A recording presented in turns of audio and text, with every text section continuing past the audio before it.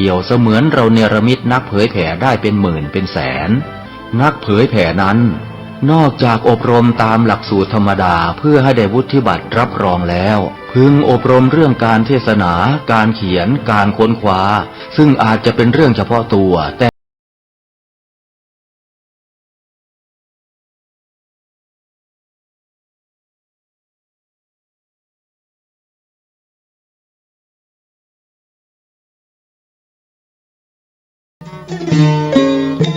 ข่าวสารเพื่อการประชาสัมพันธ์ขอเชิญชวนผู้ใจบุญใจกุศลร่วมทำบุญทอดผ้าป่าสามัคคีประจำปีพุทธศักราช 2568 เพื่อบูรณะวิหารปูพื้นกระเบื้องไวนิลตารางเมตรละ 699 บาทจำนวน 150 ตารางเมตรทำโครงเหล็กป้องกันนกรอบวิหารราดพื้นเททรายล้างหน้าวิหารราวบันไดเหล็กสแตนเลสทาสีรอบวิหารเปลี่ยนระบบไฟฟ้าปรับปรุงทัศนียภาพวิหารบูรณะปฏิสังขรณ์ถาวรวัตถุภายในวัดทอดถวายณวัดดอนตันตำบลเหมืองแก้วอำเภอแม่ริมจังหวัดเชียงใหม่ตรงกับวันเสาร์ที่1พฤศจิกายนพุทธศักราช 2568 ช่วงเช้า 9:39 นาทีเป็นต้นไปก็ขอเชิญชวนศรัทธานักศีลนักบุญทั้งหลายร่วมงานบุญทอดผ้าป่าสามัคคีครั้งนี้เพื่อบูรณะวิหารปูพื้นกระเบื้องไวนิลรวมไปถึงทำโครงเหล็กป้องกันนกรอบวิหารราดพื้นเททรายร้างหน้าวิหารราวบันไดเหล็กสแตนเลสทาสีรอบวิหารเปลี่ยนระบบไฟฟ้าปรับปรุงทัศนียภาพวิหารบูรณะปฏิสังขรณ์ถาวรวัตถุภายในวัดดอนตันตำบลเหมืองแก้วอำเภอแม่ริมจังหวัดเชียงใหม่เสาร์ที่1พฤศจิกายน 2568 นี้เชิญท่านร่วมงานร่วมบุญร่วมบริจาคได้บุญได้กุศลโดยทั่วหน้ากัน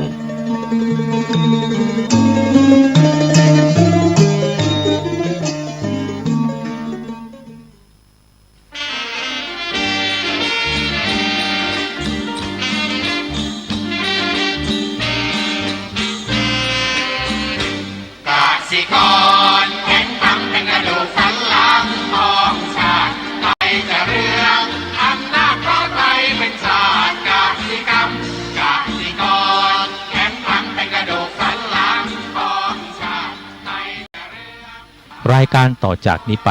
ขอเชิญท่านผู้ฟังทุกท่านเข้าสู่รายการดีมีคุณค่าน่าติดตามรายการเกษตรเพื่อชีวิตดำเนินรายการโดยกลุ่มรักเกษตรประสานงานโดยนายพิชัยคงพิทักษ์คณะเกษตรมหาวิทยาลัยเชียงใหม่หมายเลขโทรศัพท์053944030ขอเชิญทุกท่านติดตามรับฟังได้ณบัดนี้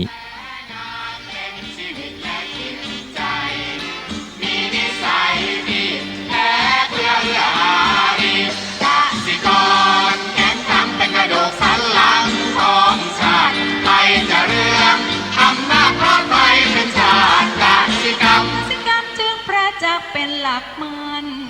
อาชีพสำคัญผู้ไทยที่ไร้สีใครจะเก็บใครจะแข็งแรงทวีสวัสดีครับท่านผู้ฟังพบกับรายการเกษตรเพื่อชีวิตสำหรับวันนี้เสนอเรื่องโลกกว้างทางแคบก่อนเข้าสู่รายการก็มีธรรมะมาฝากท่านผู้ฟัง6 ข้อจากหนังสือพจนานุกรมพุทธศาสตร์ฉบับประมวลศัพท์เรียบเรียงไว้เทพเวทีประยุทธ์โตมหาจุฬาลงกรณราชวิทยาลัยพิมพ์เผยแพร่ปี2533หัวข้อธรรมะวันนี้คือเนกขัมมะคำว่าเนกขัมมะแปลว่าการออกจากกามการออกบวชหรือแปลว่าความปลอดโปร่งจากสิ่งล่อเร้าเย้ายวนอีกคำหนึ่งก็คือเนกขัมมะวิตกคำว่าเนกขัมมะวิตกแปลว่าความตรึกที่จะออกจากกามหรือตรึกที่จะออกบวชหรือแปลว่าความดำริหรือความคิดที่ปลอดจากความโลภอันนี้ก็เป็นตัวหนึ่งทีนี้ตัวเขาเรียกว่า ออกจากความโลภเนี่ยก็มันก็จะมีเป็นข้อ3ในกุศลวิตกซึ่งกุศลวิตกเนี่ยก็มีอยู่3ข้อก็คือนะความนึกคิดที่ดีงามมี3อย่างคือ1เนกขัมมะวิตกก็คือความตึกปลอดจากกามพยาบาทวิตกความตึกปลอดจากพยาบาทและ3ก็คืออวิหิงสาวิตกคือความตึกปลอดจากการเบียดเบียนทีนี้ออกจากกามออกจากความพยาบาทออกจากการเบียดเบียนก็ทำให้เรานั้นเรียกว่าสามารถที่จะสลัดจากความเครื่องเร้าเครื่องเร้ายวนได้นะอันนี้ก็เป็นสิ่งที่ต้องฝึกเพราะว่าถ้าเราคือบางครั้งเนี่ยมันก็มีอยู่2แนวท่านผู้ฟังแนวต้านไม่ไหลไปตามกระแสของโลกอีกแนวหนึ่งก็ปล่อยไปตามกระแสของโลกมันไปนะเพราะว่าเราจะยืนอยู่นิ่งๆนะมันต้องเก่งจริงๆเหมือนกันนะคนที่รับรู้ตรงกลางได้ก็รู้ทั้งโลกรู้กระแสโลกรู้กระแสที่ต่างๆเข้าใจในโลกก็ยืนอยู่นิ่งๆได้แต่ถ้าเราอ่อนแอปุ๊บบางทีเราสู้สึกไม่ไหวสิ่งเย้ายวนมันกวนใจแล้วก็จำเป็นต้องหนีท่านผู้ฟังนั่นคือหนีก็คือเขาเรียกว่าเนกขัมมะออกบวชไปหรือเข้าป่าเข้าอะไรไปหาสิ่งที่สงบก่อนเพราะว่าเราจะอยู่เขาเรียกจิตใจของคนนะมันก็มีต้องมีเขาเรียกว่ามีพละศรัทธาวิริยะสติสมาธิปัญญาเป็นพละ5เมื่อเราทำตรงนี้ป้องกันตัวเองได้ดีแล้วจะไม่ต้องเป็นอินทรีย์5ศรัทธาวิริยะสติสมาธิปัญญาออกผจญโลกได้ต่างๆทั้งหมดอันนี้คือออกไปสู้ได้แต่นี่เรายังอ่อนแอก็ต้องเนกขัมมะไว้ก่อนหาที่หลบไปหาอะไรไปสิ่งนี้ที่ยกมาพูดก็เหมือนกับว่าเราเองน่ะอยู่ในกระแสของโลกคือเขาเรียกว่าโลกธรรมนี่แหละนะที่มันเป็นอยู่อย่างเนี้ยเราอยากจะอยู่ให้ปลอดภัยยังไงมันก็ต้องบอกว่าถ้าเราอยู่ให้ปลอดภัยก็ต้องหลบไปถ้าเราอ่อนแอก็ต้องหลบไปเพราะกระแสโลกมันแรงแต่ถ้าเราเก่งจริงเรายืนต้านทานกับกระแสโลกนั้นได้เราก็อยู่ได้แต่เมื่อไรก็ตามเราปล่อยตามกระแสโลกสิ่งเราเย้ายวนแล้วมันพาเราไปตกระกำลำบาก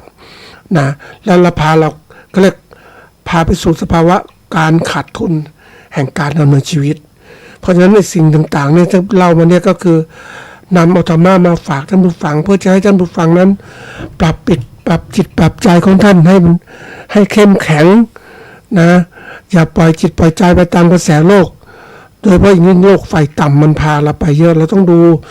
เราว่าโลกมันก็มีโลกไปที่สูงที่ต่ำเนี่ยเราต้องไปหาที่สูงนะถ้าไฟต่ำมันก็ตกต่ำไปเรื่อยๆนะที่สุดก็เหมือนกับว่าไปอยู่กับสิ่งที่เขาเรียกว่า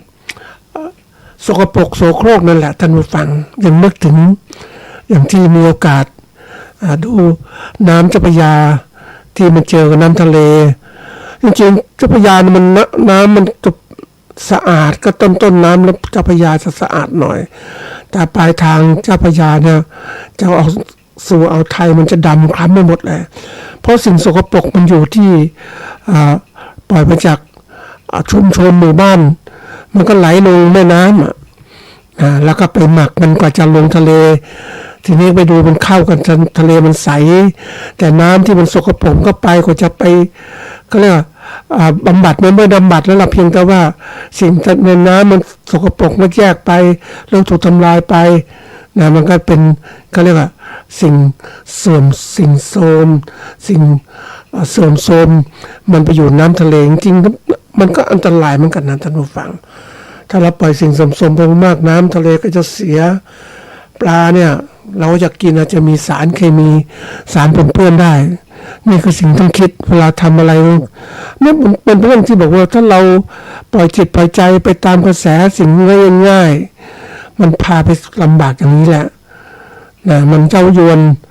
มันง่ายๆเหมือนคนที่ใช้ชีวิตอย่างง่ายๆอะไรง่าย มันก็พาไปสิ่งง่ายๆอย่างนี้แหละแต่สิ่งที่มันทนมันทานกระแสเนี่ยมันเข้าไปสู่มันน้ำอ่ะท่านผู้ฟังปลาที่ฉลาดไอปลาที่มันดีๆมันจะว่ายทวนน้ำไปหาสิ่งที่ดีต้นน้ำมันจะไม่ไหลปล่อยตัวปล่อยใจไปตามอำนาจฝ่ายต่ำนั่นเองเหมือนกันนะท่านผู้ฟังเราเป็นข้อคิดฝากไว้นะวันนี้จะมีข้อคิดอย่างหนึ่งมาฝากท่านเกษตรกรแล้วก็ผู้ประกอบการเกษตรของเราก็คือว่าเรื่องของคำว่าโลกกว้างทางแคบคำว่าโลกคืออะไรโลกคืออะไรคือแผ่นดินนะโลกคือแผ่นดินนี่แหละนะกว้างนี่ก็คือว่าด้านสั้นที่คู่กับด้านยาวมันกว้างนะส่วนทางก็คือที่สำหรับเดินไปมาหรือแปลว่าแนวหรือพื้นที่ใช้สำหรับสัญจรหรือเดินทางทีนี้แคบเนี่ยก็คือว่านะมีเป็นคำขยายแปลว่ามีส่วนกว้างน้อยนะมีส่วนกว้างน้อยคือถ้าไปยาวๆจะแคบลงแล้วคำว่าโลกกว้างทางแคบก็คือโลกพื้นดินมันกว้างขวางมากยิ่งศึกษาไปก็มองเห็นกว้างหมดเลยไม่จบไม่สิ้นมันกว้างแต่ทางเนี่ยที่เราเดินอยู่เนี่ยเดินไปมันก็แคบลงเพราะว่ามันใช้เฉพาะที่เราเดินเท่านั้นเราไม่ได้ไปสร้างสรรค์อะไรมันก็แคบธรรมชาติเป็นอย่างนั้นแหละเพราะที่เวลาเราเดินต่างๆเรามักจะเลือกเส้นทางที่เราตัดสินใจดีที่สุดถึงเดินเส้นทางนั้นปกติเส้นทางมันมีหลายเส้นทั้งกว้างทั้งโค้งมันมีเยอะแยะไปหมดเลยทางสะดวกทางลำบากมีเยอะแยะไปหมดแล้วแต่นี้เราจะเลือกทางที่ใกล้ที่สุดสั้นที่สุดเพื่อทำให้เราไปสู่จุดหมายได้นั่นก็เป็นข้อคิดที่ว่าเราเองเนี่ยเราจะทำอะไรแล้วแต่มันต้องศึกษาโลกให้กว้างขึ้นกว้างเท่าที่จำเป็นนั่นแหละจะกว้างหมดมันไม่ไหวเหมือนกันเลือกเอามาใช้เพราะว่าเรามองโลกให้มันถูกต้องนะไม่ใช่แคบจนเกินไปเรามองโลกให้มันกว้างไว้มันเดินที่ไหนจุดเริ่มต้นไปถึงปลายทางโลกมันเป็นอย่างไรนะส่วนทางเดินเส้นทางที่เราใช้ไปเดินสู่จุดหมายปลายทางเนี่ยมันก็ต้องแคบเพราะว่าถ้ากว้างมันเหมือนกับว่าแคบเฉพาะตัวเราที่รู้สึกเราเดินจะกว้างไปเดินซ้ายเดินขวามันไม่กระหนาบมันก็ทำให้เรานั้นค่อยเขวคือทางมันกว้างเลี้ยวซ้ายไปขวามันต้องแคบขนาดหนึ่งที่มันทำมันกลับให้เราเดินเร็วขึ้นขนาบซ้ายขนาบขวาเพราะนั้นทางที่เราเลือกก็ต้องดูให้มันเต็มที่เพราะถ้าเรากว้างทางมันกว้างเกินไปเราก็ถึงจุดหมายปลายทางมันช้าทางมันแคบเกินไปก็ไปไม่ได้แต่ทางแคบกำลังดีเนี่ยเหมาะสมสำหรับการเดินทางซึ่งความสำคัญของข้อนี้ก็เพื่อที่จะเปรียบเทียบท่านว่าในการดำเนินก็เนี่ยทำทุกสิ่งทุกอย่างในโลกของการเกษตรหรือเรื่องประกอบการเกษตรเนี่ยนะเราก็ต้องมองโลกให้ถูกทางขึ้นคือต้องมีความสนใจตั้งใจในการศึกษาโลกที่โลกอย่างโลกเกษตรที่เราทำต้องศึกษามันกว้างขวางระดับหนึ่งที่เราต้องใช้ในระหว่างเส้นทางการที่เราเดินจากจุดเริ่มต้นไปสู่จุดหมายเราก็เลือกใช้เส้นทางที่ถูกต้องทีนี้เราเองเนี่ยถ้าเราไม่มีความตั้งใจเราก็ไขว่เขวแล้วไม่เอาจริงจังมันก็เลยไม่สำเร็จนะท่านผู้ฟังนะอันนี้มีความตั้งใจเมื่อเรารู้เราคิดทุกอย่างไม่ต้องคิดพิจารณาตลอดเวลาไม่ว่าโลกจะเป็นอย่างไรมันกว้างเพียงใดมันกว้างมากเกินไปก็ศึกษาไม่หมดศึกษาให้มันกว้างขวางในระดับที่เราเกี่ยวข้องกับธุรกิจของเราเพราะเราไม่มีเวลาศึกษาโลกเป็นกว้างขนาดนี้เราหามันแคบลงเหมาะกับที่เราใช้เดินทางของเรานะเพราะฉะนั้นเรารู้เราจะนำความรู้ที่ถูกต้องมาใช้ในระดับที่เหมาะกับเรานี่แหละนะแล้วก็นำมาใช้ในการ ประกอบการเกษตรหรือธุรกิจเกษตรของเราเนี่ยให้มันเหมาะสมแต่ทั้งหมดเนี่ยโลกกว้างและทางแคบมันก็ปรับเปลี่ยนตลอดเวลาเพราะว่าโลกนี้มันไม่ใช่คงที่อยู่ตลอดมันเปลี่ยนแปลงตลอดเวลานะมันเปลี่ยนแปลงเพราะนั้นบางครั้งเราก็บอกโอ้แค่นี้แหละแต่เดินไปมามันเป็นนู่นเป็นนี่อีกเยอะแยะมีอะไรต้องศึกษาทีนี้เราก็ต้องจำกัดระดับหนึ่งของการศึกษาที่มันมีอยู่โลกมันใช้มันอยู่นิ่งไม่ได้มันต้องมีการเปลี่ยนแปลงไปตามกฎไตรลักษณ์อนิจจังทุกขังอนัตตามันเกิดขึ้นตลอดเวลาเราต้องคิดพิจารณาในสิ่งที่มันเหมาะสมกับธุรกิจของเราบางคนคิดมากก็มันก็ทำมากเกินไปมันก็เสียเวลาบางคนคิดน้อยก็แค่แต่พอตัวจะถามว่ามองอะไรต่างๆก็ไม่รู้ไม่ชัดเพราะว่าตัวเองไม่เคยคิดไม่เคยพิจารณาว่ามันเหมาะมันสมไหมเพราะว่าในขณะทุกเส้นทางที่เราเดินเนี่ยมันจะมีการเปลี่ยนแปลงเพราะนั้นการที่เราจะต้องปรับตัวธุรกิจของเรามาสอดคล้องกับการเปลี่ยนแปลงของโลกที่มันเปลี่ยนแปลงไปแล้วเนี่ยเป็นสิ่งสำคัญมากเลยอย่างเราเองน่ะบางคนบอกโอ้ฉันไม่สนใจฉันสนใจผลิตข้าวอย่างเดียวสมมติผลิตข้าวนะผลิตข้าวปลูกข้าวแต่ถามให้ข้าวเนี่ยมันที่เราทันสมัยมันดีไหมมันเหมาะกับคนบริโภคไหมแต่ก่อนมันก็คนบริโภคก็กลุ่มเดียวกันแหละแต่ว่าทุกคนก็ต้องทำมีทางเลือกที่ดีกว่าอยากบริโภคข้าวที่ดีนุ่มหอมเนี่ยแล้วมาปลูกข้าวที่ไม่หอมอย่างเนี้ยมันจะขายตอบสนองต่อเขาได้ไหมเพราะนั้นในแง่ของธุรกิจก็จะต้องดูผู้บริโภคเป็นสำคัญเพราะมันก็เปลี่ยนตลอดเวลาตามสิ่งแวดล้อมนะความอยากกลุ่มของเขาก็คือเงินในกระเป๋าความอยากความต่างๆเขาเนี่ยนะเขาเป็นสิ่งที่ต้องคิดพิจารณานะท่านผู้ฟังไม่ใช่ว่าเราทำอะไรในหมุดโลกไปเนี่ยมันก็ไม่ได้อีกอยู่ในโลกแต่เข้าใจโลกแล้วก็จัดการกับโลกอย่างถูกต้องนะที่เราต้องศึกษามันแล้วเอามาใช้ในการธุรกิจของเรานะทีนี้มาดูเจาะลึกเข้าไปในเรื่องราวของไอ้โลกกว้างทางแคบเนี่ยมันเป็นยังไงบางคนก็คิดเฉพาะส่วนที่เราคิดแค่นั้นเองนะที่มาขยายความคำว่าโลกกว้างทางแคบเนี่ยนะหมายถึงมุมมองหรือการเห็นสิ่งต่างๆในชีวิตโดยโลกกว้าง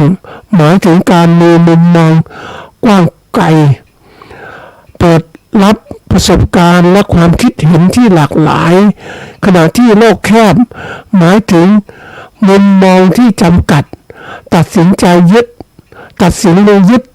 กับความคิดตัวเองเป็นหลักไม่เปิดใจรับสิ่งรับฟังหรือยอมรับสิ่งใหม่ๆอันนี้เป็นเรื่องสำคัญมากเพราะว่าอย่างที่บอกเราต้องศึกษาโลกและมองโลกอย่างถูกต้องให้มันกว้างไปสิ่งที่มันควรจะเป็นอ่ะมันกว้างเกินไปก็ศึกษาไม่หมดอย่างที่บอกไว้แต่เอาที่พอเหมาะพอสมควรนะเราศึกษาโลกมันกว้างมันมีอะไรเราก็เรียนรู้มาศึกษารับประสบการณ์ต่างๆแต่ถ้าเราจำกัดแคบลงไปเนี่ยมันหนักมันก็ติดกับตัวเองอ่ะเหมือนที่บอกว่าเจอเกษตรกรที่เขาโอ้ฉันทำเกษตรมาตั้ง20-30 ปีฉันอยู่กับมันมานานฉันเก่งนึกถึงนี่เขาเก่งจริงๆนะเขาพูดเขาเพราะว่าเขาอยู่มานานนะมันไม่ใช่โลกปัจจุบันนี่บอกว่าเขาเรียกคนจะเก่งไม่ใช่จะอยู่มานานอย่างนี้คนต้องมีความสามารถนะเปิดรับสิ่งใหม่ๆความสำคัญของการมีมุมมองที่กว้างเนี่ยช่วยเราเข้าใจความหลากหลายของชีวิตและสังคมสามารถยอมรับความแตกต่างส่งเสริมความคิดสร้างสรรค์หรือลดความขัดแย้งภายในกลุ่มหรือสังคมได้ในทางกลับกันทั้งโลกมองโลกแคบเนี่ยทำให้เกิดความขัดแย้งความเข้าใจผิดแล้วก็จำกัดโอกาสในการเจริญเติบโตและพัฒนาธุรกิจของตนเองนะตนเองด้วยก็เหมือนกันมันนั่นที่บอกว่าเราต้องพัฒนาตัวนี้เพราะว่าเนื่องจากว่าที่ยกมาเนี่ยเพราะว่ามันจะต้องการกระตุ้นให้ท่านผู้ฟังที่เป็นเกษตรกรต้องได้ปรับตัวให้มันทันกับโลกที่เปลี่ยนแล้วเนี่ยมันจะเอาการผลิตแบบเดิมต้นทุนการผลิตก็สูงขึ้นมีคนพูดเหมือนกันบอกว่าผลิตแบบธรรมชาติอยู่กับธรรมชาติ คุณก็ผลิตธรรมชาติคุณก็ได้ใช้ปัจจัยธรรมชาตินี่คุณผลิตมานานแล้วคุณไม่ปรับปรุงธรรมชาติมันก็เสื่อมลงไปแล้วคุณพืชผลคุณจะเจริญเติบโตไหมมันก็เลยเติบโตเพราะมันใช้ปุ๋ยใช้อะไรต่างๆมาหมดแล้วคุณต้องปรับคุณต้องเปลี่ยนคุณต้องพัฒนาหน้าที่ดินของคุณมันดีขึ้นไม่ใช่ปล่อยปะละเลยบางคนคือเท่าที่สังเกตนะท่านผู้ฟังเราอยู่กับการเกษตรเนี่ยเราก็ชินทำกันมันทุกวันก็คิดว่าดินเนี่ยก็คือเขาเรียกการอาหารอยู่ในดินนี่เราปลูกพืชมาตลอดจนเป็น10 ปีอย่างเนี้ยซ้ำแล้วซ้ำอีกอย่างนี้นะทั้งชั้นอาหารมันหมดเราก็เก็บผลผลิตออกมาอย่างนี้ถามว่ามันถ้ามันมีการปรุงผลจะดีไหมทีนี้บางคนบอกผลิตแบบธรรมชาติไปเรื่อยๆมันดีอย่างนู้นดีนี่มันใช้ต้นทุนธรรมชาติมันไม่พอมันก็เลยผลิตออกมาก็น้อยนะท่านผู้ฟังแล้วจะไปแข่งขันกับผู้ที่ผลิตเขาผลิตเป็นเกษตรอุตสาหกรรมเกษตรอินทรีย์ต่างๆที่เขาใช้ปุ๋ยเคมีเกษตรผลผลิตเขามากขึ้นแล้วก็ต้นทุนผลิตต่อหน่วยเขาต่ำลงเขาขายกับเราเองมันทำอินทรีย์ต้นทุนมันสูงขึ้นทำอย่างไรนี่คือตัวอย่างนะทีนี้การพัฒนามุมมองโลกที่กว้างขวางที่ถูกต้องและมีหลักอย่างที่บอกว่าอันที่หนึ่งคือเปิดใจยอมรับสิ่งใหม่ๆอย่างไม่ตัดสินหรือเบี่ยงเบนมีอคติต่างๆแล้วปองโลกมันสิ่งใหม่ๆมันเป็นอย่างนี้เหมือนคนที่เขานึกถึงโลกเกษตรนะจริงๆมันก็หนักใจเหมือนกันคุณไม่เป็นคุณลำบากเหมือนเกษตรกรที่เขาเลี้ยงหมูเนี่ยเลี้ยงแบบเก่าๆเลี้ยงหมูหลุมหมูอะไรต่างๆแล้วเนี่ยมันเลี้ยงได้จริงน่าถามว่าแล้วแต่แล้วมันไม่ถูกสุขอนามัยนะการเกษตรที่ดีนี่ก็จะมีแบบว่าต้องยกระดับหมูสูงขึ้นไม่ต้องมีเชื้อโรคมากมายอยู่มาเลี้ยงบนดินเลี้ยงบนคอกอย่างเนี้ยคอกที่สะอาดมีระบบปฏิบัติการที่ดีทางการเกษตรปฏิบัติการที่ดีปลอดจากสารพิษต่างๆมีโรงเรือนที่ถูกต้องไม่เป็นที่สะสมของโรคต่างๆนี่คือตัวอย่างแล้วถ้าคุณไม่ปรับปรุงไม่ยอมรับสิ่งนี้คุณจะเลี้ยงหมูได้ยังไงโลกใหม่มันเป็นอย่างนี้เขามีคอกมีอะไรต่างๆใช่ไหมเนี่ยนี่คือตัวอย่างมันสะอาดท่านผู้ฟังไปดูนี่นะไปดูหมูที่เขาเลี้ยงแบบชาวบ้านเลี้ยงนะท่านผู้ฟังอยู่ในคอกอยู่ในดำสกปรกอุ้ยนะมันเราจะกินมันเลยไปดูหมูที่เลี้ยงสะอาดอยู่บนคอกสะอาดนะเพราะฉะนั้นโอ้โหมันสะอาดไปหมดมันก็ไม่มีเชื้อโรคไม่มีสารเคมีปนเปื้อนต่างๆมันก็ไปกินอะไรมันก็เขาเรียกว่ามันดูดีท่านผู้ฟังแล้วก็ปลอดจากสารพิษต่างๆมันต้องเปลี่ยนถ้าเราไม่เปลี่ยนมันก็อยู่ไม่ได้อันถัดมาคือเรียนรู้และยอมรับฟังความเห็นจากหลากหลายแขนงและมุมมองการที่คนเราเนี่ยต้องบอกว่าถ้ามันติดยึดกับตัวเองว่าฉันดีฉันเก่งฉันถูกต้องแล้วอยู่มานานแล้วเกษตรแบบนี้มันดีมากนู่นอย่างนี้พ่อแม่ก็ทำนี้แล้วฉันก็ต้องทำอย่างนี้มันคือการไม่พัฒนาโลกมันพัฒนาแล้วไปดูสิที่อื่นโลกที่พัฒนาประเทศอุตสาหกรรมพัฒนาอย่างไรยังนึกถึงแบบเขาเรียกว่าโคขุนนะท่านผู้ฟังโคขุนที่แบบเราไปเห็นโคขุนของที่เราเลี้ยงเนี่ยโคขุนคือเอาโคเนี่ยเลี้ยงวัวนี่มาเลี้ยงให้มันดีใส่คอกดีแล้วก็อาหารการกินดีๆนะ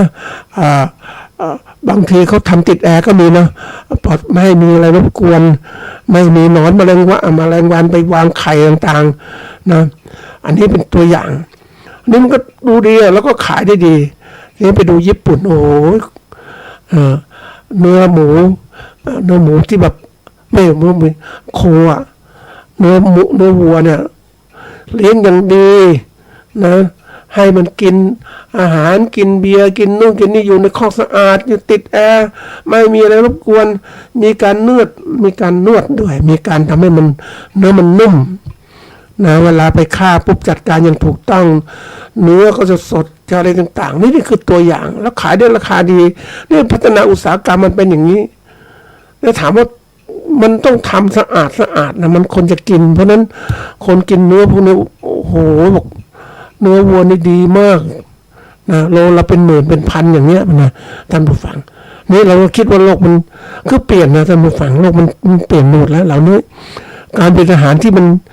ดีมันก็เขาบอกว่าการฆ่าวัว ฆ่าต่างๆวิธีฆ่าที่ถูกต้องนะมันจะทำไงให้มันไม่เครียดไม่อะไรต่างๆมีทั้งหมดเลยท่านผู้ฟังในโลกมันเปลี่ยนนะแล้วที่สามคือการกล้าที่จะออกจากความคุ้นชินเนี่ยเราเคยชินเนี่ยเราต้องออกมานะจากที่ว่าเราคุ้นชินอย่างนี้ออกมาสู่ท้าทายตัวเองออกมาหาประสบการณ์ใหม่ๆมันดีจริงไหมเราต้องศึกษานี่โลกกว้างมันต้องดูไม่ใช่อยู่ที่แคบๆไม่เอาออกมาดูนะอันที่สี่ตั้งใจมองภาพรวมแล้วก็ผลกระทบในด้านระดับต่างๆนะทุกเรื่องเศรษฐกิจสังคมวัฒนธรรมต่างๆสิ่งแวดล้อมต่างๆที่มันต้องเกี่ยวพันกับการเกษตรของเราออกมาดูผลกระทบต่างๆที่เกิดขึ้นนะให้มันเห็นตั้งใจมองให้เห็นอันถัดมาคือข้อที่ห้าคือการใช้ความเข้าใจที่ลึกซึ้งไม่ใช่เพียงแต่ผิวเผินหรือหลงติดกับความคิดของตนเองคนที่ไม่พัฒนามันติดกับตัวอื่นมันเรื่องจริงนะท่านผู้ฟังยังนึกถึงว่าทำไมเคยคุกคลีกับเกษตรกรทำไมเขาให้ความรู้ทักษะความสามารถกับแล้วทุกอย่างแต่เขาไม่ทำมันเป็นเพราะอะไรนะเขาติดยึดของเขาเองเขาบอกอย่างนี้ถูกต้องแล้วนะสิ่งใหม่ๆมันเกินไปไม่สมควรแค่นี้ก็พอแล้วเนี่ยแล้วโลกมันเปลี่ยนนะทำไมวันนี้คุณเปลี่ยนไม่ทันแล้วคุณไม่เคยรับเขาบอกว่าคนเราต้องรู้จักมองไปข้างหน้าด้วยโลกทัศน์ที่อะไรด้วยวิสัยทัศน์ที่กว้างขวางที่ถูกต้องแล้วก็นำมากำหนดเป็นภารกิจที่ต้องทำเลยไม่ช้าเลยช้าไม่ได้เพราะว่ามันมีอะไรที่มันบอกว่าเรียกกระแสของการเปลี่ยนแปลงของโลกมันรุนแรงแล้วก็รวดเร็วด้วยมันไม่จะขึ้นทีละขั้นนะท่านผู้ฟังสมมติปีหนึ่งขึ้นขั้นหนึ่งปีหนึ่งขึ้นขั้นหนึ่งไม่ใช่ปีที่หนึ่งอาจจะขึ้น1ขั้นปีที่2ขึ้น3ขั้นปีที่5ปีที่3ขึ้น5ขั้นอย่างเงี้ยมันโค้งขึ้นเร็วมากเพราะนั้นใครไม่ปรับตัวไม่อะไรต่างๆเนี่ยในโลกที่เปลี่ยนแปลงเนี่ยมันรับรองล้าสมัยอยู่ไม่ได้อยู่ได้ก็นู่นน่ะอยู่ได้จริงๆอยู่แถวๆชายขอบนั่นน่ะห่างตัวเมืองแต่คนที่อยู่ในตัวเมืองก็ต้องพัฒนาอย่างนี้เติบโตอย่างไรยิ่งเราต้องเกี่ยวข้องกับโลกที่ว่าเป็นโลกาภิวัตน์ที่ความเจริญสิ่งต่างๆมันแผ่ไปหมดแล้วเนี่ยมันกว้างขวางมันรวดเร็วแล้วเราช้าเราก็ทำอะไรไม่ได้ท่านผู้ฟังนะมันโลกที่มันเอาตัวอย่างโลกของการตลาดอย่างเงี้ยการตลาดเราต้องมีอะไร4P นะเป็นแนวคิดในการพัฒนาการตลาดของเราอย่างนี่คือตลาดออนไซต์ตลาดที่มีหน้าร้านทีนี้ตลาดไม่มีหน้าร้านตลาดออนไลน์อินเทอร์เน็ตต่างๆเนี่ยมันก็มีตัวนี้เหมือนกันแต่มีภาพต่างๆแสดงให้ดู 4P เหมือนกันแต่ทำยังไงจะเป็น 4C ที่ตรงนึงคำนึงถึงลูกค้าสะดวกสบายต่างๆต้นทุนที่ต่ำนะการสื่อสารต่างๆมันจะเกิดขึ้นมากมายนี่โลกที่มันเปลี่ยนแปลงโดยสรุปว่าการที่มีมุมมองที่โลกกว้างจะเป็นประโยชน์ต่อการพัฒนาตนเองและการแก้ไขปัญหาและก็การมีความสัมพันธ์ที่ดีในสังคมในขณะที่โลกแคบจำกัดศักยภาพและนำไปสู่ความขัดแย้งหรือความเข้าใจผิดแล้วก็สู่อะไรรู้ไหมความล้มเหลวทางธุรกิจนะคนที่ไม่พัฒนามันไปไม่ได้ท่านผู้ฟังนี่มันเป็นตัวนึงที่เราต้องหัดคิดตัวมันทำยังไงคนเราจะตื่นตัวในความคิดมันเป็นเรื่องที่ปลุกกันยากเหมือนกันนะเพราะว่าเราเคยชอบหลับไหลชอบสบายๆไม่คิดอะไรมากเกษตรแบบสบายๆไม่มีอะไรเครียดนะมันเป็นไปได้สมัยก่อนเป็นได้จริงๆท่านผู้ฟังไม่ต้องรีบพัฒนาทำไปเรื่อยๆของเราสบายเนื่องจากว่าไม่มีใครมาแข่งขันลูกค้าของเราก็ไม่มีใครรู้เราก็ผลิตให้พ่อค้าไป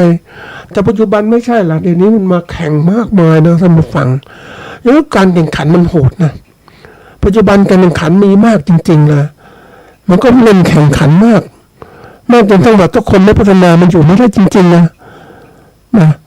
มันเปลี่ยนไปมากเลยท่านผู้ฟังคือคนมากขึ้นมันก็แข่งแย่งแข่งขันคุณช้าคุณพัฒนาไม่ได้เหมือนคนคนหนึ่งเหมือนผลิตสินค้าตัวหนึ่งนะท่านผู้ฟังไอ้ตัวนี้ผลิตมาก่อนที่ตลาดมันได้ตลาดก่อนละ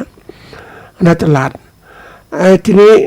มันก็สบายกับตลาดของมันเพราะว่ายังไงก็ตามมันก็คิดว่าสินค้าที่มันผลิตออกสู่ตลาดเนี่ย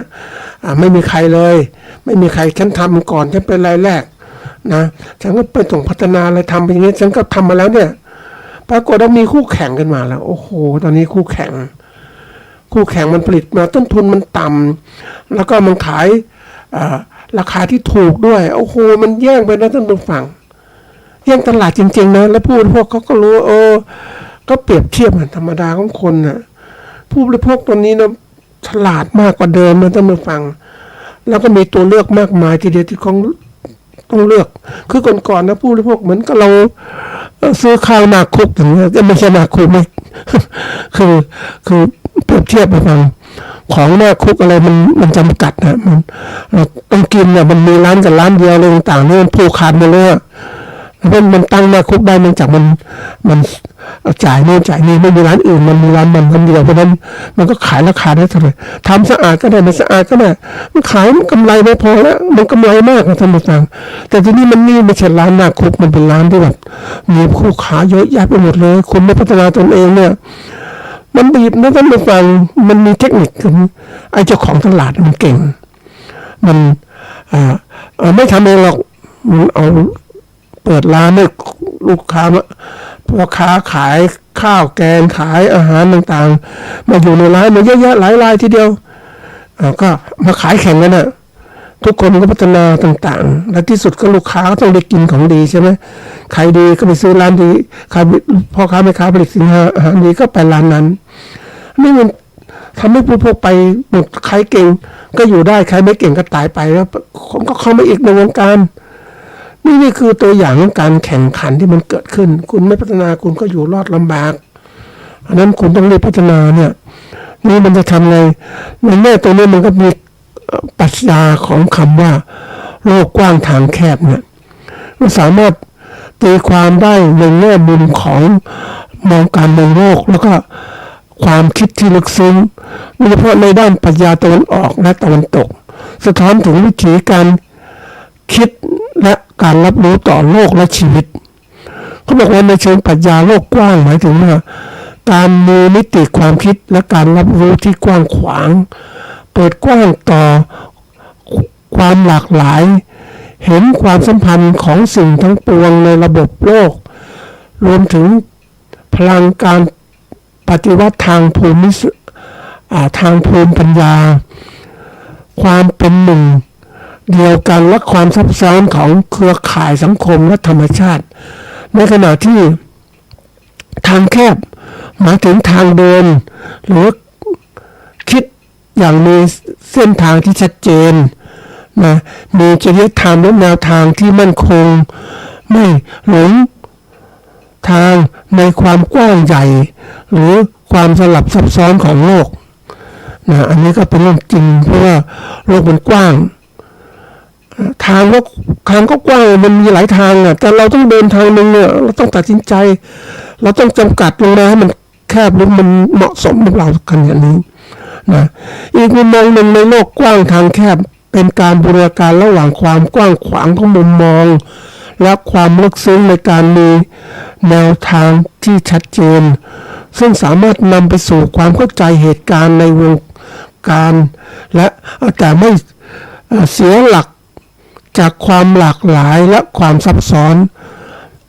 อาจเปรียบเทียบกับการเดินทางในโลกที่กว้างมากมีเส้นทางแต่มีเส้นทางที่มั่นคงไม่หลงทางไม่หลงยึดในมุมมองแบบโลกแคบคือถ้าโลกมันกว้างแล้วต้องมีเส้นทางมากขึ้นมันก็ทำให้เราตัดสินใจได้มากขึ้นแต่ถ้าเราไม่ศึกษาเลยเราก็คิดว่าทางนี้ถูกต้องหลับเรามันก็แคบท่านผู้ฟังเราโลกกว้างทางก็มีกว้างมันก็หลายทางแต่ต้องเลือกเส้นทางที่ถูกต้องมาเป็นเขาเรียกเราเดินเส้นทางนี้เราไม่เดินหลายเส้นทาง มันจะหลงไปในทางปรัชญาตะวันออกเช่นทางพุทธศาสนาท่านจะเน้นถึงความเป็นวัฏจักรของสรรพสิ่งการเกิดการขยายตัวความรุ่งเรืองและการเสื่อมถอยซึ่งสอดคล้องกับการเดินทางในโลกกว้างทางแคบที่ไม่จิตยึดกับความเปลี่ยนแปลงภายนอกเกินไปแต่มีการรักษาจริยธรรมและก็ความสติมีสติในการดำเนินชีวิตอย่างมั่นคงนะ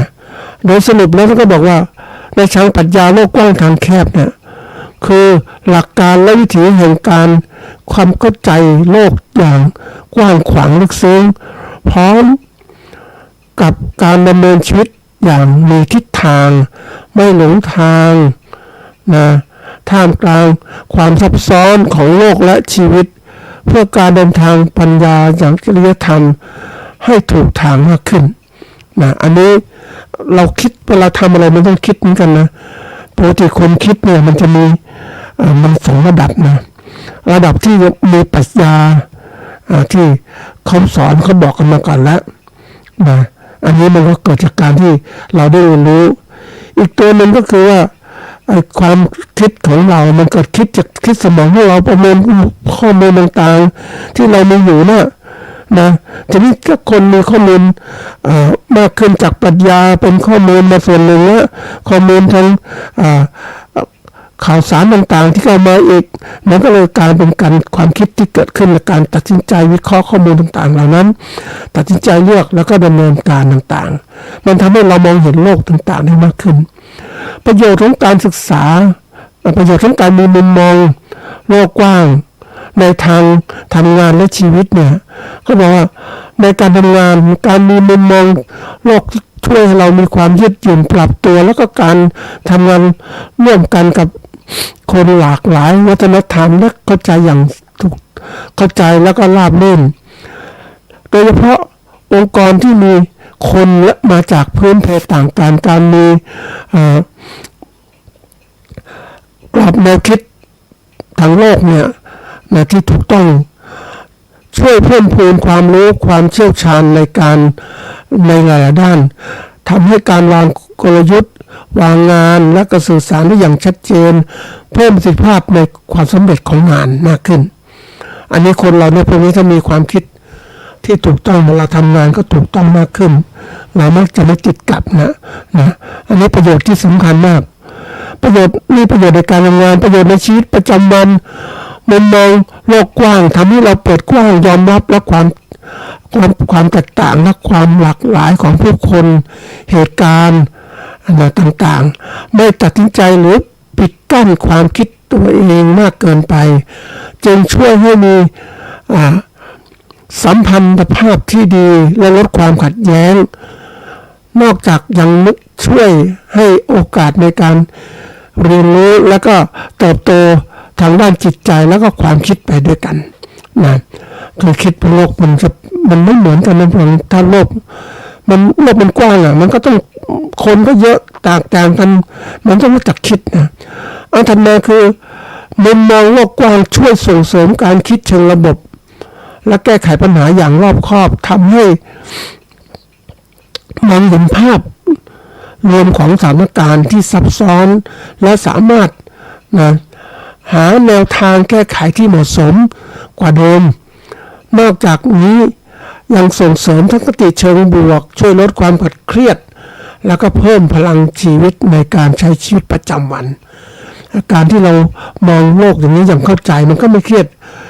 เราก็มองเห็นโลกต่างๆบางทีเราเครียดว่ากำจัดตัวเองฉันต้องมองโลกแค่นี้นะมันก็เป็นส่วนหนึ่งเหมือนกันนะท่านผู้ฟังแต่มนุษย์มันเป็นสิ่งที่มันต้องใครจะมาปิดกั้นความคิดความเห็นของเรานะเราไม่ใช่ม้าเป็นม้าลำปางที่ถูกครอบตาเห็นเฉพาะอย่างก็จะคิดเฉพาะอย่างเท่านั้นเราเองเป็นมนุษย์มันก็เปิดหูเปิดตามันต้องคิดทีนี้คิดมันจำกัดความคิดยังไงมันคิดวิเคราะห์อย่างถูกต้องมันก็เข้าใจโลกได้มากขึ้นถัดมาคือการมีมุมมองที่กว้างไกลเป็นบันไดสู่การเป็นผู้นำที่ดีเพราะสามารถเข้าใจความต้องการและก็ความแตกต่างของคนใน ในทีมทำงานหรือว่าในคนทั่วไปสร้างบรรยากาศทำงานที่มีความร่วมมือแล้วก็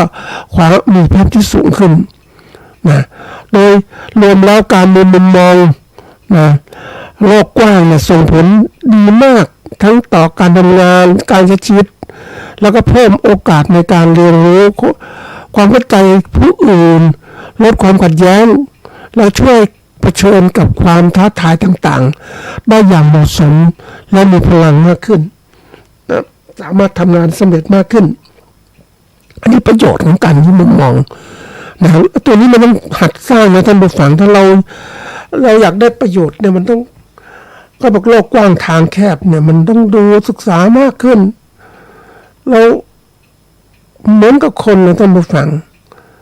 ถ้าคนมีความคิดนะระดับการศึกษาไม่สูงก็มองโลกอีกแบบหนึ่งไอ้คนที่มีความรู้ระดับที่สูงขึ้นมันมองโลกกว้างขึ้นน้อยขึ้นแล้วก็มาพิจารณาทางเลือกต่างๆในการมันมีความจริงนะท่านผู้ฟังที่เราเห็นเนี่ยมันคนมีการศึกษากับคนไม่มีการศึกษาเวลาทำงานเวลาพูดคุยต่างๆเนี่ยเห็นชัดเจนว่าคนมีการศึกษาเขาจะวิเคราะห์ต่างๆได้ชัดเจนถูกต้องคนไม่มีการศึกษาก็อยู่ระดับหนึ่งในการทำงานอันนี้แค่พูดนะแต่การทำงานคนมีการศึกษาเขารู้จักวิเคราะห์ทำงานแล้วก็ร่วมทำงานที่ถูกต้องไม่ใช่ลองผิดลองถูกแล้วเขารู้แล้วไม่ต้องลองแล้วแต่คนมีการศึกษาน้อยก็ทำได้นิดเดียวอาจจะผิดมากมายทีเดียวเห็นไหมนี่คือตัวปัญหาที่เกิดขึ้นเราอยากจะพัฒนาการประกอบการเกษตรของเราแล้วการเป็นเกษตรกรให้มันดีขึ้นมันต้องพัฒนาตรงนี้ต้องฝึกตัวเองมองโลกมันดีขึ้นกว้างขวางขึ้นนะเราก็ต้องหัดเรียนรู้ตรงนี้กว้างขวางขึ้นทีนี้วิธีการที่ฝึกและพัฒนาทัศนคติให้เป็นคนโลกกว้างมีและมีแนวทางที่กว้างขึ้นคืออันที่หนึ่งคือเปิดใจรับสิ่งใหม่ๆเริ่มจากการเปิดใจยอมรับว่ามุมมองใหม่ๆมีประโยชน์ต่อการพัฒนาอย่าปฏิเสธนะเราปฏิเสธเมื่อไหร่เป็นหยุดมันปิดกั้นเลยแต่เราเปิดโอกาสให้มันดูมันน่าจะมีกันใหม่ๆนะไปดูก่อนสิเป็นยังไงนะแล้วก็ในการตัวชีวิตตัวเองต่างๆแล้วความคิดเห็นต่างๆนะมันมีอะไรที่มันดีครับแต่ก่อนเนี่ยเคยมีโอกาสไปฟังสัมมนาต่างๆบางทีมันก็บอกเราก็ผ่านโลกมาแล้วรู้แล้วเนี่ยไม่ต้องไปแล้วเสียเวลาจากความที่เป็นก็เรียกเป็นผู้ที่ศึกษานะศึกษาตลอดแล้วมองโลกมันจำกัดตัวเองก็เลยเข้าไปสู่การเรียนรู้ที่ใหม่ๆมากขึ้นเพราะฉะนั้นในสิ่งที่เราบอกว่ามันเหมือนเดิมมันไม่ใช่เดิมโลกสิ่งอย่างการผู้ที่มาอบรมเขามีความรู้มากมายเขาเราเคยรู้เมื่อประมาณความรู้ต่างๆเมื่อ10 กว่าปีสมมติเราคิดมันทันสมัยแล้ว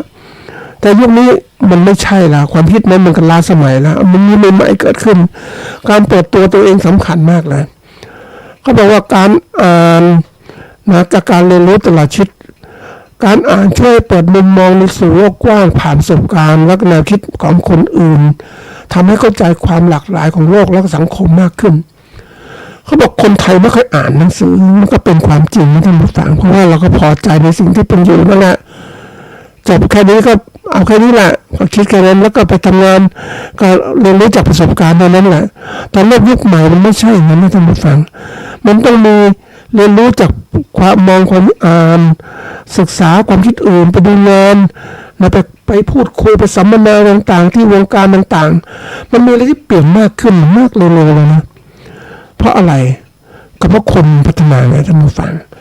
คนที่พัฒนาเขาก็รู้ด้วยไม่ได้ไปหมดเลยแล้วเคยไปนั่งดูเหมือนกันนะว่าทำไมคนมันพัฒนาก็เพราะว่าเมื่อเขาอยู่ในวงการอะไรก็แล้วแต่เขาจะหยุดนิ่งและการหยุดไม่ได้เขาต้องความคิดอย่างหนึ่งการกระทำอย่างหนึ่งคือทำยังไงคิดยังไงมันดีกว่าเดิมให้รับผลมากกว่าเดิมนี่ตัวสำคัญเลยมันบีบมันเหมือนกับว่ากระตุ้นทำให้คนต้องพัฒนาการพบปะพูดคุยเนี่ยมันเหมือนกับว่าเราต้องพูดคุยแล้วไปหาเนี่ยมันจะพูดคุยอย่างเดิมความคิดเดิมมันไม่ได้แล้วมันต้องมีใหม่เกิดขึ้นเพราะนั้นเขาต้องมีสมาคมไงสมาคม เกษตรกรเลี้ยงโคเลี้ยงวัวเลี้ยงหมูเลี้ยงทำสวนลำไยต่างๆไม่ใช่สมาคมตั้งขึ้นมานะนิ่งๆไม่ได้มันต้องเปลี่ยนถ้ามีการมาพูดคุยบ่อยเดือนละครั้ง2 ครั้งเนี่ยมันไม่ใช่มันตั้งสมาคมเป็นการเมืองเฉยๆไม่ใช่สมาคมเนี่ยมันมีเหมือนเป็นโรงเรียนในการเรียนรู้ซึ่งกันและกันถ่ายทอดความรู้ซึ่งกันและกันนี่มันก็เคยไปดูตรงนี้เหมือนกันนะท่านผู้ฟังมีสมาคมเนี่ยช่วยการเรียนรู้มากเลยทีนี้ปรากฏว่าคนในสมาคมเนี่ยมีมากมายเป็นร้อยๆท่านผู้ฟังแต่ไอ้พวกตัวรู้ล้นนี่คือกรรมการมันก็ขยันเรียนรู้ด้วยมันนี่ต่างๆแต่สมาชิกมันก็กระตือรือร้นเอาแต่ประโยชน์บางอย่างเห็นประโยชน์ก็เข้าแล้วไม่เห็นประโยชน์มองไม่เห็นประโยชน์เพราะว่าทุกคนจะมองประโยชน์ประโยชน์เป็นตัวสำคัญในเรื่องคนเข้าร่วมสมาคมแต่ว่าคุณมองประโยชน์ที่ชัดเจนซะก่อนว่าประโยชน์บางครั้งมันไม่เป็นวัตถุมันเป็นความรู้ที่เกิดขึ้นนะการสมาคมเป็นพูดคุยเหมือนเราพูดคุยเกษตรกรลำไยอำเภออื่นๆอำเภอที่ห่างจากตัวเมืองไปก็ตื่นร้อนนะความรู้ก็ไม่มีแล้วจะคุยกันรู้เรื่องเลยเนี่ยเห็นไหมเขาจะปรับตัวทันไหมมันก็เลยปรับตัวไม่ทันเพราะว่าตรงนี้สำคัญนะการอ่านเนี่ยการศึกษาเนี่ยสำคัญมากนะท่านการถัดมาคือการพัฒนานะการพัฒนาความถ่อมตัวถ่อมใจไม่ยึดติดกับความคิดเชี่ยวชาญหรือความคิดเห็นของตนเองมากเกินไปยอมรับฟังและแลกเปลี่ยนความเรียนรู้จากผู้อื่นประสบการณ์จากผู้อื่นบ้างไอ้ตัวนี้ตัวหนึ่งท่านผู้ฟังที่เป็นตัวสกัดทำให้เกษตรกรหรืออะไรต่างๆฉันรู้แล้วฉันเก่งแล้วฉันดีแล้วฉันอยู่มานานแล้วนะมันไม่ได้ความคิดฝึกคิดเชิงบวกมองสถานการณ์และความท้าทายด้วยกรอบความคิดเชิงบวกช่วยให้มีโอกาสมองเห็นทางแก้ไขต่างๆนะให้มากขึ้นแล้วก็หาโอกาสออกไปสัมผัสประสบการณ์ใหม่เช่นการเดินทางพบปะพูดคุยกับคนหลากหลายมากขึ้นวัฒนธรรมหลากหลายทางความคิดวัฒนธรรมต่างๆและกิจกรรมใหม่ๆทำให้เกิดการเรียกเป็นการเปิดโลกทัศน์ที่มันกว้างขวางมากขึ้น คนไทยบางทีเขาบอกว่ามนุษย์เป็นสัตว์สังคมแต่มนุษย์เนี่ยจะเป็นสังคมได้ก็ต้องมีการศึกษามีการเรียนต่างๆอย่างต่อเนื่องถ้ามันเหมือนคนบางคนไม่เข้าสังคมเวลาเข้าสังคมที่พูดไม่ได้ไม่พูดไม่รู้เรื่องต่างๆเหล่านี้มันเป็นเรื่องจริงแล้วต้องหัดเข้าถ้ามาการจดบันทึกและสะท้อนความคิดของเราช่วยจดจำสิ่งอย่างลึกซึ้งมากขึ้นในการมุมมองต่างๆการผลิตการตลาดทุกอย่างต้องมันต้องมีการจดบันทึกบางทีเราก็จดบันทึกไว้แล้วเนี่ยมันเปลี่ยนมาใหม่ความคิดเป็นเรื่องราวใหม่ๆปุ๊บมันถูกต้องไหมก็มาทบทวนความคิดของเราว่าเทียบกับบันทึกของเราว่ามันเป็นยังไงมันเปลี่ยนเราทันสมัยไหมนะคนสิ่งอย่างมันดีขึ้นมันออกมาใหม่ๆทั้งนั้นแหละมองหาบทเรียนจากทุกสถานการณ์ไม่ปิดกั้นตัวเองไม่เจอปัญหาแล้วก็หาทางเรียนรู้แล้วก็เติบโตนะให้มากขึ้นคนบางคนชอบเรียนรู้และเติบโตด้วยความผิดพลาดตัวเองลองผิดลองถูกมันก็เจ็บมันปวดใช่ไหมเพราะว่ามันเสียเงินทุนต่างๆแต่เราถ้าเราฉลาดมากขึ้นอย่างนี้ไปดูคนอื่นก่อนคนอื่นก็ทำเหมือนกันตัวนี้ก็ทำเขาทำแล้วผลเป็นยังไงก็ไปเอามาสิแล้วไม่ใช่ว่าทำเองทุกอย่างมันไม่ใช่โลกมันต้องอาศัยความรู้ความอะไรช่วยเกิดละกันมันต้องก้าวหน้าขึ้นมันไม่ใช่ว่าคิดว่าฉันอยากกินเรื่อยๆฉันทำด้วยตัวเองอันนี้มีหลายคนชอบทำอย่างเงี้ยนี่มันอย่างเนี่ยท่านผู้ฟังมันทำตัวเองมันกินเวลามันเสียต้นทุนมากมายแต่นี้เขาเป็นลอกมาสิเขาไปเอาดูคนอื่นมาสิเขาไปซื้อทำไมฝรั่งก็ยอมเสียเงินมากมายคนต่างประเทศเขายอมเสียเงินซื้อหนังสือยอมเสียเงินซื้อไปท่องเที่ยวดูงานต่างๆสิ่งที่เขาทำเนี่ยนะเขายอมจริงๆนะยอมเพื่ออะไรยอมเพื่อจะได้ความรู้ใหม่ๆให้เร็วไม่ต้องลงทุนทำเองแต่เราทำเองมันก็ลองผิดลองถูกมันเสียเวลาขึ้นชีวิตของเราศึกษาความรู้ยังไม่ครบเลยไม่พอการที่เราไปเข้าอ่านหนังสือซื้อหนังสือที่เขามีความรู้มาคนอื่นถ่ายทอดมาแล้วก็มาฟังอย่างประเทศที่พัฒนาแล้วมาฟัง อย่างแนวคิดประเทศที่พัฒนาเร็วๆเนี่ยเขาเอาความรู้ต่างๆมาถึงเริ่มมาจากหนังสือแล้วก็เริ่มถ่ายทอดแล้วมีการพูดคุยกันสัมมนาต่างๆมีการทดลองแล้วมีการเขาเรียกการเป็นเบอร์หนึ่งคิดจะเป็นเบอร์หนึ่งขององค์ความรู้ต่างๆเขาวิจัยต่างๆฉันก็วิจัยแข่งขันแล้วก็สุดแล้วมาพูดกันถึงเวลามาบอกกล่าวมันนำเสนอในที่ประชุมนั่นแหละนะคนนั้นก็เบอร์หนึ่งเบอร์สองต่างๆที่เขาเสนอมาเป็นยังไงในกรในขอและแข่งขันกันได้เบอร์หนึ่งผู้ฟังก็ได้ประโยชน์ไปฟังตรงนี้เขายอมลงทุนนะยังคิดบางคนสัมมนาแต่ละครั้งเป็นหมื่นนะหลายพันก็มีแต่ของเราเนี่ยถ้ามันมีฟรีไม่ไปอยู่กับบ้านดีกว่าเนี่ยนี่บริการเนี่ยเราก็รู้แค่ถึงหนูนั่นแหละไม่สามารถจะได้ความรู้ใหม่ๆเลยในแง่ธุรกิจเนี่ยมันต้องหัดเรียนรู้มากขึ้นแล้วคนที่มันอยากจะเอาโลกเขาเรียกคนที่คิดอยากจะพัฒนาตนเองมันต้องออกจากโลกที่มันโลกของความไม่รู้ท่านไปฟังเป็นโลกของความรู้ที่ไหนมันรู้ลงไปเลยยอมนู่นยอมนี่ไปเพื่ออะไรเพื่อจะได้เอาความรู้ดีๆมาใช้เหมือนเราทำพระพุทธเจ้านั่นแหละท่านผู้ฟังของดีของพิเศษแต่เราเองเนี่ยเราไม่เอากันนะเราลองผิดลองถูกนะมันผิดแต่ไปติดอบายมุขอย่างเงี้ยมันเสียเลยพุทธเจ้าท่านสอนแล้วทำไมไม่เอาเนี่ยนะการบันดาลไม่ดีทำไมไม่ทำมันไม่เลิกเนี่ยมันเป็นสิ่งที่น่ากลัวเพราะคนเราเนี่ยเหมือนกับว่าติดกับด้วยความไม่รู้นี่แหละโลกก็แคบพวกที่ไม่รู้นี่โลกแคบโลกแคบทางแคบแล้วก็ทางแคบในการเดินที่สุดกันเลยนะเนี่ยก็ติดกับอยู่ในกล่องและในถ้ำในตัวเองเพราะว่ามันการจะไปไหนฮะทางก็มีแค่นี้แล้วก็อยู่นานๆเข้าก็กลายว่าโอ้โลกก็มีแค่นี้แหละไม่มีอะไรมากมายอยู่ในเนี่ยอยู่ในนี้แค่นี้ในถ้ำนี่แหละมันมีแค่นี้ท้องฟ้าก็มีแค่นี้มันจะไม่คิดอะไรมากมายเนี่ยมันอยู่ได้อย่างอะไรมนุษย์ธรรมดามนุษย์ปุถุชนคนดิบจากที่อยู่ได้แบบเป็นอริยชนก็ออกมาจากนั้นนะเป็นกัลยาณชนเป็นอริยชนก็ออกมาเพื่อหาความจริงโลกมันกว้างเป็นไงมันเป็นยังไงมันเป็นอะไรต่างๆศึกษาคิดเนี่ยอันนี้สำคัญมากนะท่านผู้ฟังที่เล่ามาทั้งหมดเนี่ยก็อยากกระตุ้นให้ท่านผู้ฟังเนี่ยได้มีโอกาสเขาเรียกว่าศึกษาจริงจังในการที่เราจะอยู่บนโลกเส้นนี้อย่างไรเราก็ต้องคิดมากมายเหมือนกันท่านผู้ฟังทีนี้มันมีคำสอนคำหนึ่งนะโลกยิ่งเรียนยิ่งกว้างทำยิ่งรู้ยิ่งแคบเขาบอกเรื่องของโลกเนี่ยมันยิ่งเรียนยิ่งกว้างเป็นเรื่องธรรมชาติที่มันมีอยู่แล้วนะมันกว้างขวางมันมักจะทำให้คนฟุ้งซ่านนะอันนี้เรารู้จากธรรมะเนี่ยมันทำให้ความจริงถ้าเหมือนกับการเดินไปในหนทางที่แคบๆย่อมจะไม่มีทางใครเดินสวนทางกับเราเลยมันแคบคนที่จะเดินบางหน้าเราก็ไม่มีคนนี้มองเห็นสิ่งที่อยู่ข้างหน้าออกไปไกลที่สุดแล้วก็มองได้ของเราด้วยตัวเองมันเกิดความวิเวกความสงบใจเกิดแสงเกิดความวิปัสสนาญาณเกิดขึ้นรู้แจ้งจริงต่างๆที่เกิดขึ้นนี่คือการเข้าสู่การศึกษาธรรมจริงอย่างนั้นแต่เราไม่ได้ศึกษาธรรมะอย่างนี้อย่างพระเจ้าท่านสอน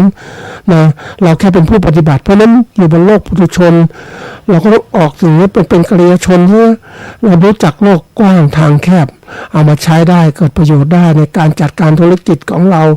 ก็จะเป็นก็เลยเป็นช่องทางที่ดีได้นะท่านผู้ฟังก็ฝากไว้เป็นข้อคิดพิจารณานะครับ